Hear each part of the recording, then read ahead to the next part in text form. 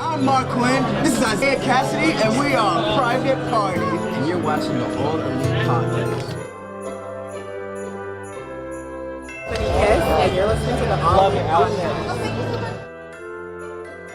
This is the bad boy Joey Janela, and you're listening to the All Elite Podcast.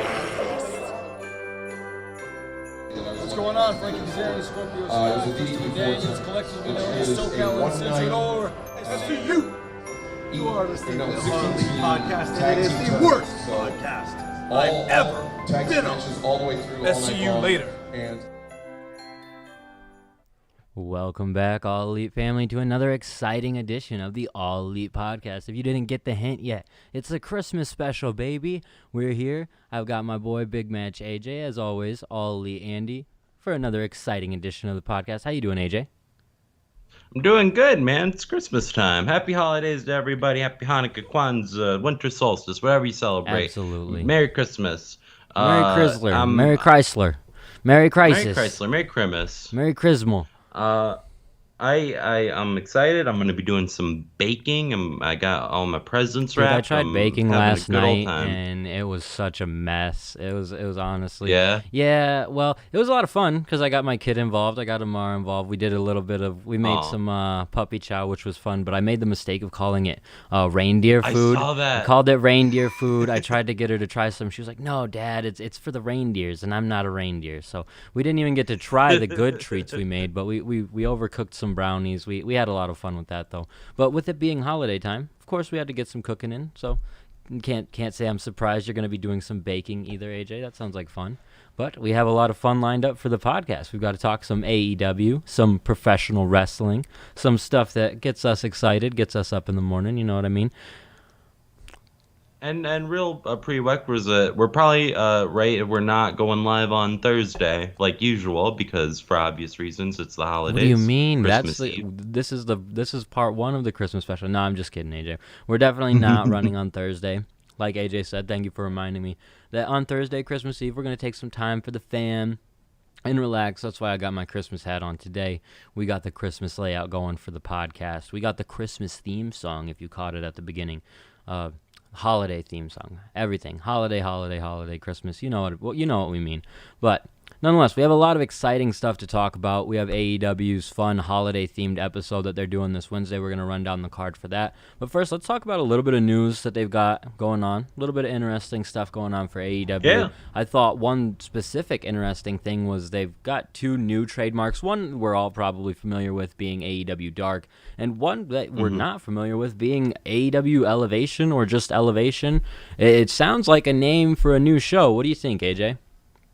I think what it's going to be is what Tony Khan was talking about, if you caught the Inside the Ropes interview, where he said they were thinking of splitting Dark into one being a developmental show and the other just being what we know as Dark.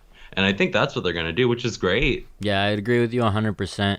I like the idea of, and I think that maybe Dark is that's what's tough about the name, is I don't know which one would be the developmental show, because Elevation I feel like could be the one right in between and a developmental show, we're about to elevate them to the main event, or Elevation into just AEW in general, from the independent scene into AEW.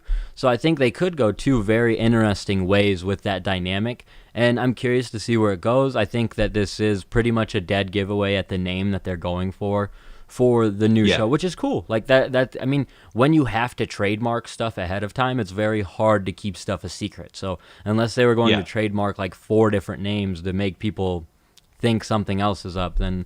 But I think it's a cool name. I'm excited for it. I'm definitely excited for another show. Yeah, definitely, same. And we're getting a lot of AEW content now if you include Impact. So that would be like kind of almost like 3 shows if you count Impact, but it's not really Impact. You know You're what I mean? the only one, brother, who's counting Impact as an AEW show. I agree. I think it's fun. But we cannot start yet calling it an offshoot of AEW if the only one who's showing up is Kenny. It is roughly about 10 minutes of AEW on there, but yeah. But still, I agree with you there. But the new show, I think it's great. I think it's interesting, especially if we can get more either storyline based stuff or even real life based stuff. Just not not fully in ring wrestling, because Dark is a full show of just professional wrestling essentially. Well, no, they do a lot of like they gave Britt Baker like one of those talk That's shows. true. They do a lot That's of true. they do a lot of segments now. That's true, but there's a lot of matches. Let's talk about Dark a little bit. There This are, week there are. we have Dark lined up with 13 matches. That's a lot of matches, I think, for a show like Dark. I can understand it. I get it. I get that you want to feature a lot of different talent. You want to feature what they're good at. But when I look at those 13 matches, only 2 of them really stand out to me. I see Stu Grayson taking on Lee Moriarty and Matt Sydal taking on Serpentico. And the first one more so than the second one even. And these are still probably squash matches, but I could see an upset occurring in them. These are the only ones where I feel like Serpentico's gotten a little attention, Lee Moriarty's gotten a little attention, Stu Grayson hasn't been super focused on, and Sydal has gotten little time at all. So... Yeah, very little. And again, these are stretches, even these in themselves. As I'm speaking them out into existence, I'm like, these guys probably aren't going to win. But these are the closest. The rest of this card with the other 11 matches, very tough to really pick out a match where you feel like an upset could occur.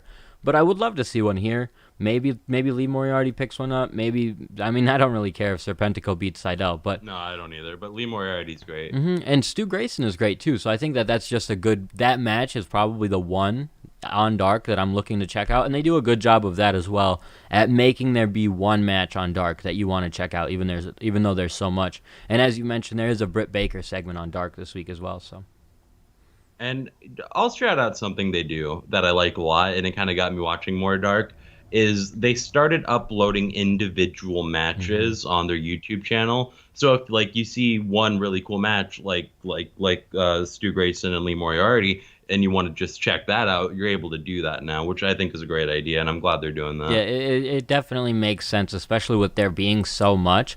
And I almost wonder if they already do this too, in terms of time stamping when the matches are, either putting it in the description or the comments. But if you're not going to do that, at the very least, just cutting the videos and putting them individually helps as well. And either way, I think that gets more eyes on Dark, and that helps.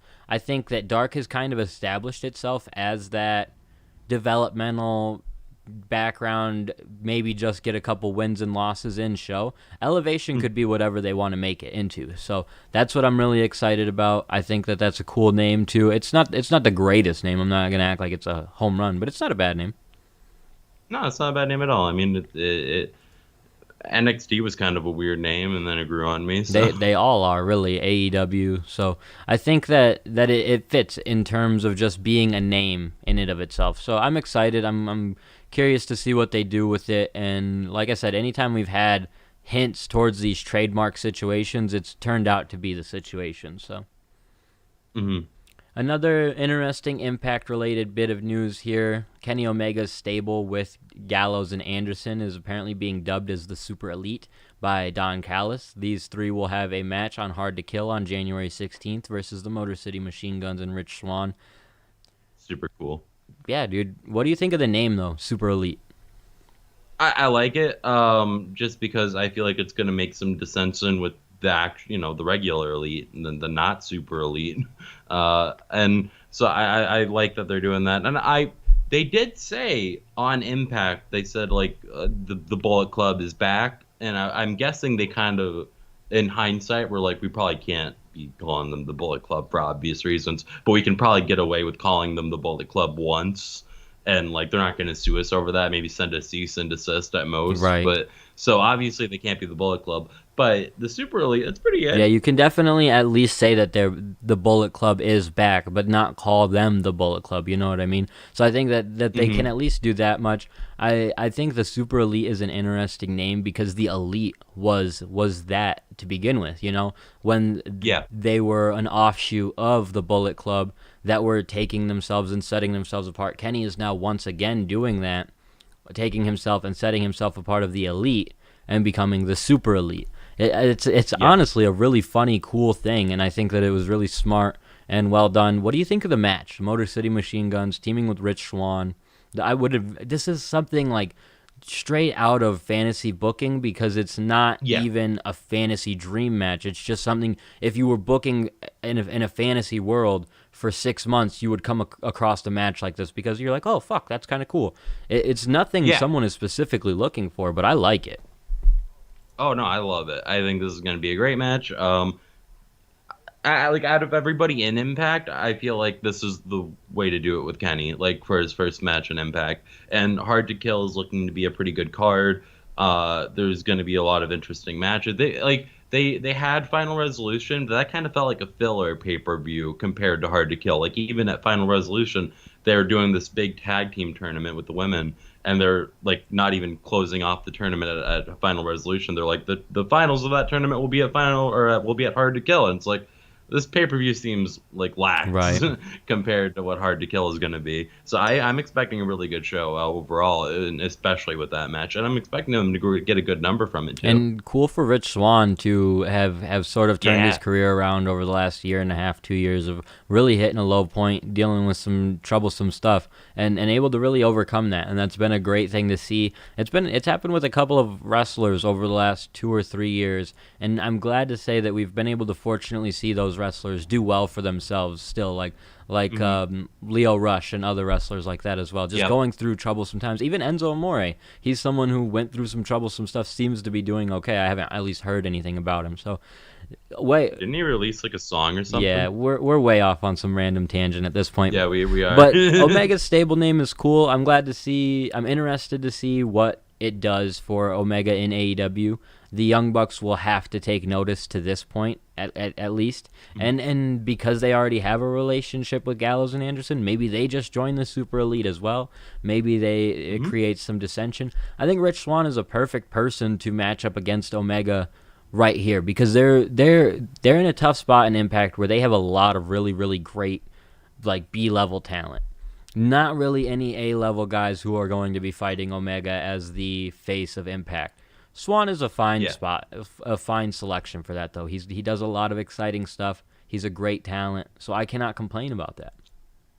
Not at all. Yeah, you're right. There's not like a main event caliber. I think the last guy to really be that was Brian Cage, and obviously he's in AEW now.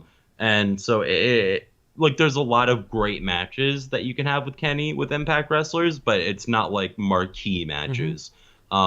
Also, I was gonna say, with the Super Elite, it's like what is even the Elite right now? It's really just the Young Bucks. Like Cody has the Nightmare Family. I feel like they're more focused on that than Cody being in the Elite. It's like the same and Hangman's way. not in the Elite. It's crazy how much this is similar to the Bullet Club when it had sort of fallen apart at that point and the Elite had gone off in their own direction. So and that's not even what I'm expecting Omega to do. I don't imagine that this Super Elite will stay a thing for too long. But whatever it is, it's fun and it's very interesting and a perfect name choice that they've set up here because it just continues the story of these guys so well. And it crosses into reality and stuff in so many ways that you have to just kind of pay attention to what's going on. It's what makes wrestling fun when they can mix a little bit of reality into it. Makes you have to think about it. It's like magic, man. If you can't tell what's going on, it makes it more fun. So it's Christmas magic. yeah, dude. And speaking of holiday Christmas magic, AEW is doing a Christmas story. I think we might have talked about this on the podcast before, but I'm super interested in this. They're doing their own little I am too. Script read of a Christmas story, and to have seen some of the previews of this, and I'm not even sure how it's going to be, if it's going to just be over a couple of commercial segments, if they're going to play a whole thing. I'm not sure. Are you familiar with what's going on? I have no idea. I thought what I saw was going to be it, and they were just advertising the marathon. If they do, I didn't know they were doing more. And so if they're doing more, that's great because, number one, Christmas Story, one of my favorite Dude, movies. and Not to Christmas see movies, one of my how favorite hard movies. they went for that, like with Max dressing up and all the people that got dressed up for that preview was so much fun. Like it's crazy. So if it is just and Jim Ross being the narrator is great, and it's all really fun. Like WWE tries to do shit like this, and it's always cringy and dumb. And seeing it actually work is really fun and refreshing. And to see just the effort they put into it, it wasn't just like, all right, let's film this in the back really quick and easy. Like they have a Christmas tree in the ring. They have the the tinsel and stuff wrapped around the ropes, and just You got a big Santa people costume for people Jericho. dressing up. Yeah, so they went and put the effort into it. So you might be right. It might have just been that short preview, but I think they might have an extended edition running during the actual show, which will be fun to check out. I think it's all fun to check out, and I like that they get involved in sort of just what's going on, you know? Yeah. So I love it, and MJF and the Ralphie bunny outfit was great. dude, it's perfect. It's so entertaining. So And it's in our layout, yes, isn't sir, it? you got that right. So we've got that going for us. Let's go ahead and talk about Dynamite. We're going to talk about the Dynamite card in a different way. We're going to try it a little different. I like this way. It's going to be totally subject to my opinion, not AJ's. So AJ might disagree with what I'm saying here. We're going to break it down to the good, the bad, the boring that they have announced for Dynamite this week. And we're going to start, of course, with the good. So the good, very easy to pick out, very easy to discuss. The first thing that actually, this one was difficult for me to decide where to put it. At first, I was going to put it under bad because I think they're overdoing this. But they have Tony Schiavone interviewing Sting. I'm very interested if we get to what Sting is here for, if we can really answer some questions.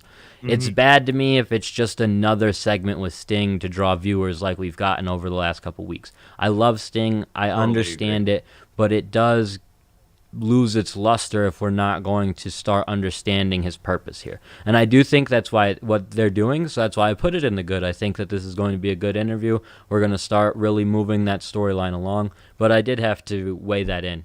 What do you think? Yeah, I think you're right. I think it is going to be more than what we've been getting. I think we're going to have maybe something happen with Darby even, because it's supposed to be a big show, right? Mm-hmm. Like, it's a big holiday show. They've been hyping it up. They gave it a name, Holiday Bash. I feel like they're not just going to give us the throwaway Sting segment. It's going to build to something. And so I am excited for that. I would consider it good. Also, you should have said naughty. No, I really do think that's going to be a fun segment. They can't just keep bringing out Sting and then having him leave. Like, there's no way they'd do that, right? I don't know, man. I thought that last week, you know what I mean? Where I thought that we would start progressing. Yeah. So I do think that at this point they do have to start progressing the story, but I'm not going to say for sure they have to. Next up on the good, we have Pac versus the Butcher. We talked about this one when he was facing the Blade. We wanted to see him face the Butcher. So this match is just good wrestling. I think it should be entertaining. And it could honestly be a significant victory for the Butcher. I'm not necessarily expecting that. I think Pac needs to start racking up some wins. But if they want to do something like that with the Butcher, this would be the spot to do it. You're just trying to pop Joseph. I am. I don't trust this. No. I'm really just because I'm Pac Mark. Like, that's the bottom line. So I want him to win everything. And not that the Butcher's bad. I think the Butcher's great. I think this is going to be a great match. I like that it's going to be a big guy versus a smaller guy. And not that Pac's that small. I mean, he's buffed hell, so he can probably do some suplexes here and there, even to the Butcher. That's what's going to make it interesting, you know? Yeah. So definitely excited for that one. Definitely going to be a good match. I want to say overall real quick about this show, because I've been hearing people like complaining that WWE isn't doing the typical Christmas thing of like, having a holiday show and making everybody like have a good moment at the end of it and everybody goes home happy. I feel like AEW is going to deliver on that, where there's going to be something on this show that just makes everyone go, oh, that was nice, and have a nice Christmas and like something that doesn't end in somebody getting lit on fire and that's fair enough. I don't think there will be any lighting on fire, but I think it'll be just a good entertaining show that is meant to lift your spirit going into the Christmas season. Like, the thing about AEW is they're very aware of the surroundings and what's going on. So when coronavirus was difficult and they knew they needed to help alleviate people's stress, they did that. And now going into the holidays, I think that they know that to their fans, they have that do tune in. They have an expectation to sort of kick off the holiday season in the right spirit. And I think that they will absolutely deliver on that. So I think you're right, 100%. I think this next match could be a bit of an example of that, because these aren't very important teams, but it's still in the good, because I'm excited to see the Jurassic Express on AEW TV taking on the Dark Order with Colt Cabana 5 and 10. Representing the Dark Order to take on the Jurassic Express. Should be a solid match. I'm excited to see Marco and Jungle Boy and honestly Luchasaurus. He's not bad. He's a good guy. They added they added Colt? I didn't know it was going to be on 3-on-3. I thought it was going to be a 2-on-2 with 5 I and think 10. it's 3-on-3. I might be off, but that's from the card I've got here. So if that's Okay. what it is too, I'm good with that. So if it's 5 and 10 against just Jungle Boy and Luchasaurus, I'm okay with that as well. But I would love to see Marco get some action. So I hope it's a six. Oh, yeah, win. me too. So Yeah, definitely agree with you. I hope it's 6-man. What I wrote in the notes from last week was Jurassic Express versus 5 and 10, so that's why I was confused. So I think that's what they announced on the show, but maybe not. AJ, We'll we see. get it. You spent Either the way, last I'm happy. 45 seconds saying you were right and I'm wrong. But it would be fun. No, No. I'm saying I'm happy if you're right. Me too. And that's why I put it on the good, just to see these guys perform. Marco and Jungle Boy. Like, remember back to, I want to say October of last year when Luchasaurus first got injured, and we just got those guys teaming up out of nowhere, not out of nowhere, because Jungle Boy and Marco had teamed together, but that wasn't the match that was supposed to happen. And they put on a great show. They put on a great match. So I'm excited to see, hopefully Marco gets some more attention. Hopefully Jungle Boy get on the show. Should be good. Should be a good match. And also, I like 5 and 10. I think they're both really solid. Like, they're not amazing or anything, but like the position where they're in right now, I'm not I feel gonna like lie, it's good. numbered Dark Order characters, it's tough for me right now for me to give too much I think of a care. 10. I don't know much about 5, but I really do like 10. I think he's not a Haas, but they treat him like a Haas, which is the only annoying thing about it. But he is like a really strong dude. He can do some crazy moves. He's got a good look, I've seen so. some of the stuff on Dark. He's got a good look, and I like the markings on the chest. Like, I don't know. I just think he's cool. Yeah. Next up on the good, and there's not a lot of bad or boring on this show, so more good to talk about than anything. But next up on the good, and I'm especially excited for this one. Top Flight taking on Chris Jericho and MJF. These guys getting an opportunity to shine against two very, very big names in AEW. And they're young cats. I don't expect them to really get a win, but I do expect them to get some good offense in. I expect it to be probably one of the more entertaining matches on the card for that reason only, just to remind people these are very entertaining characters. A special note about this match, Top Flight has one of the higher rated segments in AEW's history. Chris Jericho and MJF also have one of the higher rated segments in AEW's history because of just the different demographic situations here, man. I'm not saying this is going to be a 2 million viewer match, but the Top Flight gets a lot of viewers because they're young. Chris Jericho and MJF get a lot of viewers because they're entertaining. So this match makes a lot of sense for a lot of reasons. I'm excited for this match. I do think it will be good. I do have a reservation. When Chris Jericho fights younger, more lucha libre influenced wrestlers, in his older age, I've noticed sometimes he can't keep up. Like with Orange Cassidy specifically is where I'm drawing that from, and I've seen it in other matches too, where it seems like he can't keep up with all the crazy fast, high-paced spots because he's a very amazing wrestler. Like, but he's also aging. Methodical when he needs to be, slow when he needs to be, fast when he needs to be. Whereas the younger generation is kind of just go. And I think like there can be issues there. So especially with a really young team like Top Flight, who may not be used to wrestling in a more methodical way, I don't know how it's going to go, but I expect it'll be good. It's definitely a styles clash of a match, but it's a big opportunity for them. So that's the big thing for them. I don't expect a victory for them, but you never know. There's a bit of storyline behind MJF and Jericho where they could have a slip up and the young guys pick up a shocking victory. I'm not counting on it, but it's a good way to close out the year, I suppose. Even if you want to like lead in more to the MJF Jericho thing, maybe MJF and Jericho have a little dissension. Who knows? Yeah, exactly. And last on the good, we have a World Tag Team Championship match on the show with the Young Bucks defending against the Acclaimed. I'm not expecting the Acclaimed to win, but they have been one of my more favorite parts of the show. Each week they are cringy. The rapping is bad. The rapping is horrible, but that's what it's supposed to be. And they're heels. They are 100% heels. Exactly. You're not supposed to like the rapping or anything. I just find it very entertaining that people hate it so much. It's so entertaining. Do people hate it? I love that. I'm so happy to hear that. Yes, indeed. And so I think it's a good match. Obviously not anticipating a win for the Acclaimed here. The Young Bucks just picked up the tag team titles. I don't even know if they have many defenses under their belts yet. So I'm not anticipating a victory, but I am anticipating the Acclaimed to look good, to get a real opportunity to shine, and I'm interested to see what the storyline will be coming off of this, because I think that they will continue to have a feud with each other. They will continue to have something going on here. but what will it be? How do you continue that type of thing? So Yeah, I'm really interested where they're going with the Acclaim, just like you. And I think wherever they do go with them, it's going to be really interesting. I would like, let's say, for the sake of argument, like we were talking about, Top Flight does pick up a surprise win. I would like to see maybe Top Flight and the Acclaim. They don't even have to win, but I would like to see Top Flight and the Acclaim to go at it because and maybe they have on Dark, but they're both two young tag teams. We go really high. Everybody's kind of has their eye on them because of how much they've been pushed lately on Dynamite.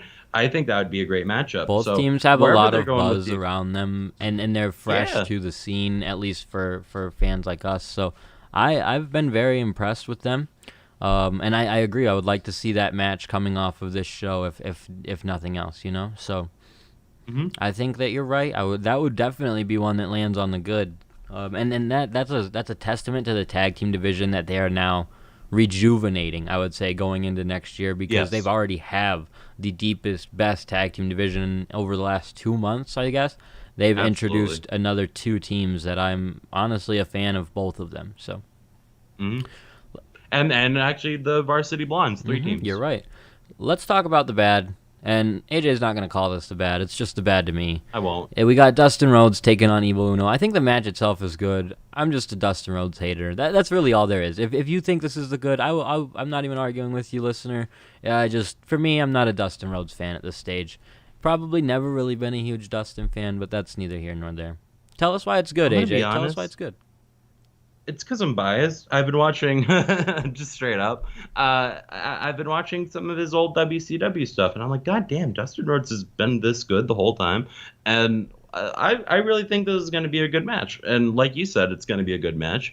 So it's not a marquee match. It's not going to draw in a bunch of ratings, but it's going to be a fun match, and I'm going to enjoy it. It's a good way to keep the Dark Order and Cody Rhodes feud continuing without having to stress Cody in the feud or even bring Brody into the feud. They are able to keep that situation going between now the Nightmare family and the Dark Order long enough for Cody to deal with what he's got to deal with, and then when he comes back, we'll get more of whatever they need to do with the Dark Order, because that story's obviously not done. We can tell that from this matchup.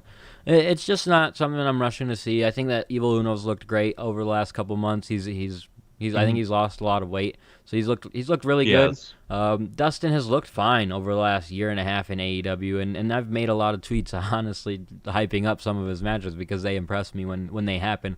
But that's because I go into the matches with this negative thought process of like, it's not going to be that good, and then he blows me away every time. So I probably was wrong putting it's this in the really- bad, but we needed something for the bad this week because that's all we got. We did. I don't mind it being there. We have to have something.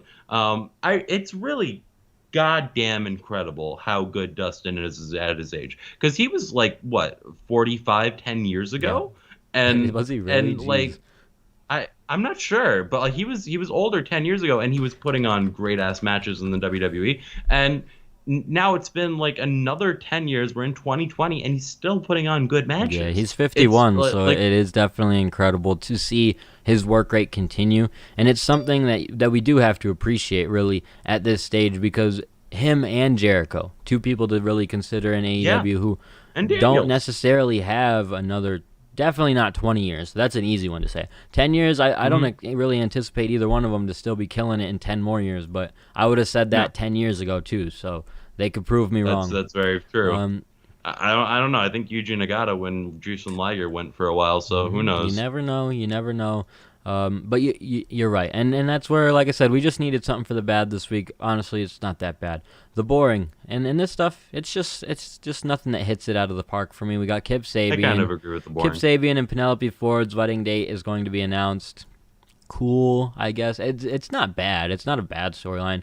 I'm just bored right now, and I think that it will get more entertaining, especially because there's the best friends involved, Orange Cassidy. And it might get more entertaining on this exact show, so who knows? But for right now, it's boring. Yep. And Hikaru Shida jobbing out some jobber.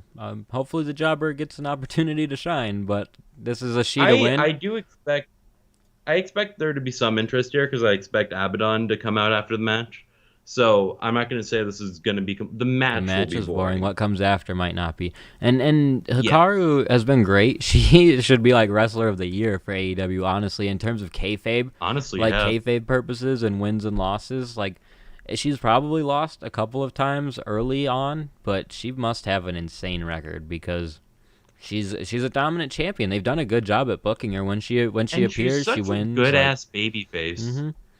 Yes, I would agree with that too. So, but that's a good Dynamite card that we just ran down. Like the boring was 2 segments, one of them questionably not going to be boring. The bad was definitely not an actual bad segment. I'm just biased, and the good is all really good. So, a solid Dynamite they have lined up on a show where it's going to be tough to draw a good number, I think. Or they're going to draw a great number, and people are going to be like, what the fuck? Because coming off the NBA game tomorrow, at a different start time than people are used to because it either starts at 10 or maybe even earlier because of the NBA game. And with the holidays. Oh, yeah, of course, with the holidays too.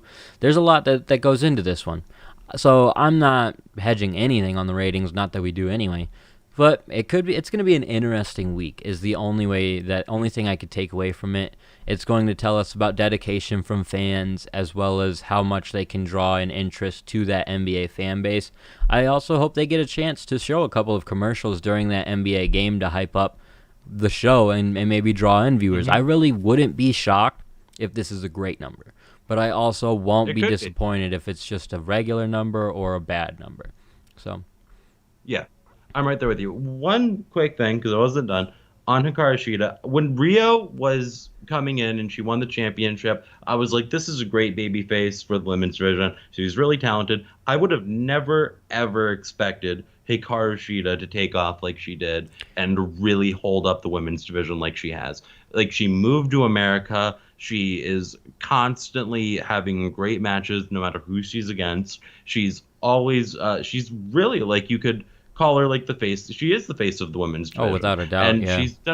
she's done such a fantastic job, and I've become such a fan of her in such a short amount of time that I really just want to shout out her work in general. Mm-hmm. Like, it's been a great year for Hikaru Shida, man. Even though it's in the boring, it's like a Tanahashi match where he's beating some nerd. Yeah. Like, whatever, I don't care. It's still like the ace, kicking ass. So on that end, I can't call it too boring because Hikaru Shida. It's just only going to be like 30 seconds too. That's my assumption. Like, knowing Hikaru, it's not going to take long. That's what's great about her too, is it people can really connect to that story of someone who initially has to overcome the odds because she wasn't picked to be the face of the women's division. That was something you could tell immediately. Overcomes these odds and just keeps working and having great matches and winning solid matches, and there's not a whole ton of story that goes into Hikaru. She's just like, it feels very reminiscent of just your typical MMA superstar winning fight after fight after fight. She's just winning match after match after match. So yeah, I'd agree with you. And I think Taz said it best in like a hype video for her. Either the wrestler makes the title or the title makes the wrestler, and in Hikaru's case, the wrestler made the title. Mm-hmm. And I think that's absolutely true. Yes, absolutely. And that's the difficulty with their division, their women's division, is hopefully they can keep building it, because while she did help make the title, the next champion is going to have to continue that. And that's what they've done a good job with their champions of that division, despite the lack of real quality talent. Or I would not even say quality talent, in depth of talent in that women's division. Yes. So I agree with you 100%, and you're right. I'm not trying to. I definitely want to make it clear. We're not trying to shit on the women's division and say that it's a boring division or anything. The segment is just probably going to be a quick match, and what comes after it will probably be entertaining. But from the basis of the match card, that's the good, the bad, and the boring, and I think we will do that every week. Or the good, the good, the bad, and the boring. That's what we will cover every week. And it's a good way to break down the card, let you know what we're excited about, and I will be glad to come in on Thursdays, not this Thursday, but future Thursdays, and let y'all know where I'm wrong. Where I'm wrong with the bad, where I'm wrong with the good, where I'm wrong with the boring. And shout out to AEW for giving us the ability to do this, because people don't make match cards in wrestling much anymore. Not for weekly since television, AEW. you know what I mean? So yeah. It was something we talked about a lot prior to AEW. We hoped that they would continue it every week, and they essentially have. You know what product you're going to get without too much changing up, unless something actually happens to someone. Yeah. So And it makes all the sense in the world because you want people to want to tune in to next week. Like, it's such a brain dead, obvious thing to do, yet so few people do it. Absolutely. I agree with you 100%. But we have covered what we need to cover for Dynamite this week for AEW in terms of news and all of that. We told everybody happy holidays, Merry Christmas, Merry Chrysler, Merry Crisis, all the good ones, Hanukkah, Kwanzaa, Christmas, Hanukkah, Kwanzaa. AJ, let them know where they can find you, and we'll get out of here, bro. Get ready to start celebrating the holidays. Yeah, brother. You can follow me on Twitter at BigMatchAJ, and you can follow me on Instagram at AJTheFitzy. And as always, you can follow the podcast on Facebook at Facebook.com/AllElitePod. We're on YouTube at YouTube.com/AllElitePodcast. You can find us on Twitter at AllElitePodcast or on Instagram at AllElitePod. You can find me, Andrew Kazir, on Twitter at UpstateAndrew or on Instagram at Andrew Kazir. Thank you guys for continuing to support the podcast. Have a wonderful